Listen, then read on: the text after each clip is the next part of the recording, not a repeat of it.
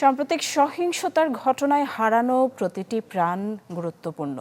সময়ের পেছনে ফেরা গেলে প্রতিটি মৃত্যুকে রুখে দিতাম। সচিবালয়ে এই মন্তব্য করেছেন তথ্য প্রতিমন্ত্রী মোহাম্মদ আরাফাত। তিনি বলেন, আইন শৃঙ্খলা বাহিনীর কাউকে গুলি করার কোনো অনুমতি দেওয়া হয়নি। কেউ কেউ আইন ভঙ্গ করেছেন, তাদেরকে বিচারের আওতায় আনা হবে। হতাহতের যে ঘটনা ঘটেছে কোনোটি আমাদের কাছে কাম্য ছিল না। আবারও বলি, ল এনফোর্সমেন্ট এজেন্সিকে, যারা পুলিশ, র্যাব, বিজিপি এবং অন্যান্য যারা আছেন, কাউকেই গুলি করার কোনো পারমিশন ছিল না। সংবিধান এবং আইনের অধীনে তাদের কাজ করতে হয়েছে। তাই বলে আমি এটাও অস্বীকার করছি না যে ক্ষেত্র বিশেষে কেউ কেউ আইন ভাঙেননি অন দ্য গ্রাউন্ডে।